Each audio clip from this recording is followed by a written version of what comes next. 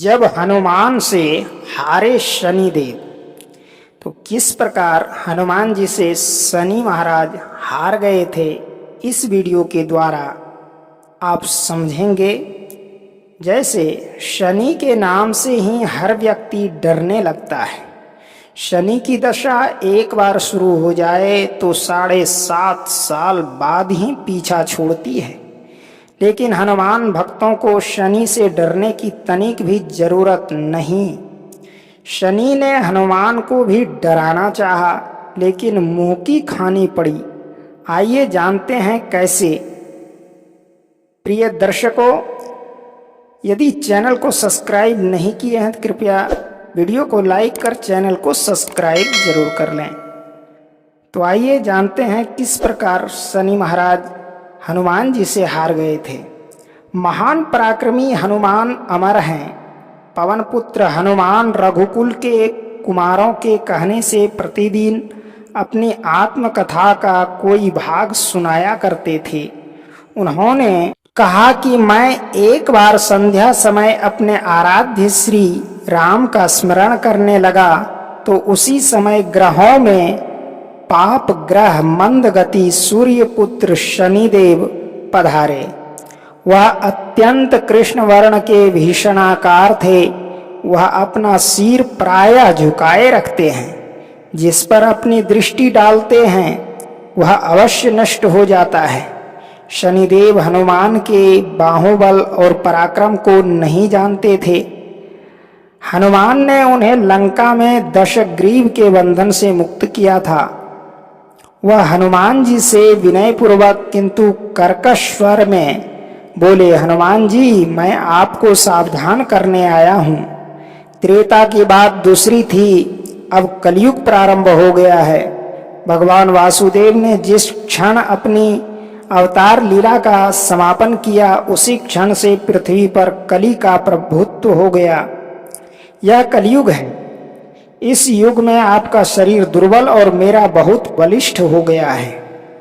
अब आप पर मेरी 7.5 की दशा प्रभावी हो गई है। मैं आपके शरीर पर आ रहा हूँ। शनिदेव को इस बात का तनिक भी ज्ञान नहीं था कि रघुनाथ के चरणाश्रितों पर काल का प्रभाव नहीं होता। करुणा निधान जिनके हृदय में एक क्षण को भी आ जाते हैं, काल की कला वहाँ सर्वथा निष्प्रभावी हो जाती है। प्रारब्ध के विधान वहाँ प्रभुत्वहीन हो जाते हैं। सर्वसमर्थ पर ब्रह्म के सेवकों का नियंत्रण, संचालन, पोषण प्रभु ही करते हैं। उनके सेवकों की ओर दृष्टि उठाने का साहस कोई सूर असुर करें तो स्वयं अनिष्ट भाजन होता है। शनिदेव के अग्रज यमराज भी प्रभु के भक्त की ओर देखने का साहस नहीं कर पाते। हनुमान जी ने शनिदेव को समझाने का प्रयत्न किया, आप कहीं अन्यत्र जाएं। ग्रहों का प्रभाव पृथ्वी के मरणशील प्राणियों पर ही पड़ता है। मुझे अपने आराध्य का स्मरण करने दें। मेरे शरीर में श्री रघुनाथ जी के अतिरिक्त दूसरे किसी को स्थान नहीं मिल सकता। लेकिन शनिदेव को इससे संतोष नहीं मिला।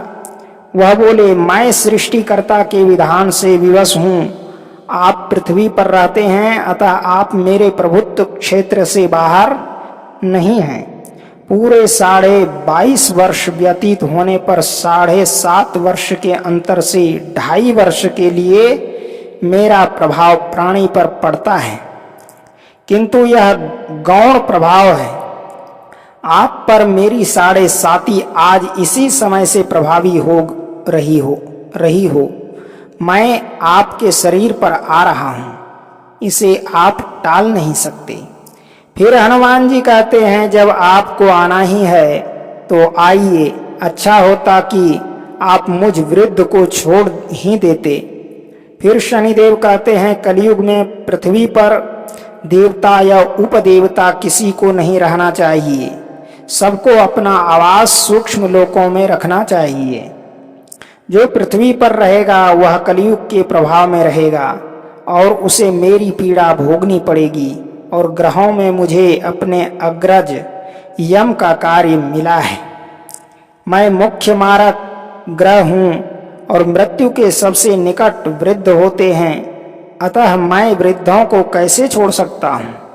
हनुमान जी पूछते हैं, आप मेरे शरीर पर कहाँ बैठने आ रहे हैं। शनिदेव गर्व से कहते हैं, प्राणी के सिर पर मैं 2.5 वर्ष प्राणी के सिर पर रहकर उसकी बुद्धि विचलित बनाए रखता हूँ।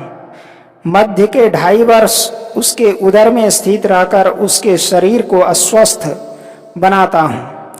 वह अंतिम 2.5 वर्ष पैरों में रहकर उसे भटकाता हूँ। फिर शनिदेव हनुमान जी के मस्तक पर आ बैठे तो हनुमान जी के सिर पर खाज हुई। इसे मिटाने के लिए हनुमान जी ने बड़ा पर्वत उठाकर सिर पर रख लिया। शनिदेव चिल्लाते हैं, यह क्या कर रहे हैं आप। फिर हनुमान जी कहते हैं, जैसे आप सृष्टिकर्ता के विधान से विवश हैं, वैसे मैं भी अपने स्वभाव से विवश हूँ।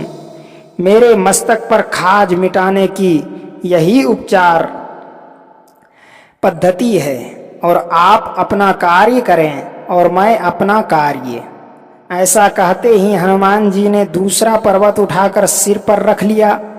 इस पर शनिदेव कहते हैं, आप इन्हें उतारिए, मैं संधि करने को तैयार हूँ।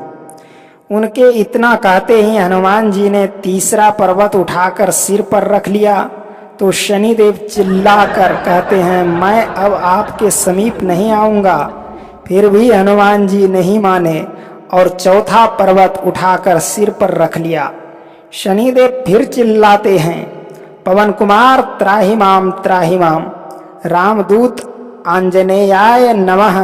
मैं उसको भी पीड़ित नहीं करूँगा जो आपका स्मरण करेगा, मुझे उतर जाने का अवसर दें। हनुमान जी कहते हैं, बहुत शीघ्रता की, अभी तो 5वां पर्वत शिखर बाकी है और इतने में ही शनि मेरे पैरों में गिर गए और कहाँ मैं सदैव आपको दिए वचनों को स्मरण रखूंगा। आघात के उपचार के लिए शनिदेव तेल मांगने लगे। हनुमान जी तेल कहाँ देने वाले थे, वही शनिदेव आज भी तेल दान से संतुष्ट होते हैं। प्रिय दर्शकों, इस कहानी के द्वारा जरूर आपको अच्छी सीख मिली होगी। कृपया यदि अच्छी सीख मिली हो तो वीडियो को लाइक कर चैनल को सब्सक्राइब जरूर करें। मिलते हैं अगली वीडियो में ऐसे ही सुंदर कहानियों को लेकर के। तब तक के लिए जय गुरुदेव।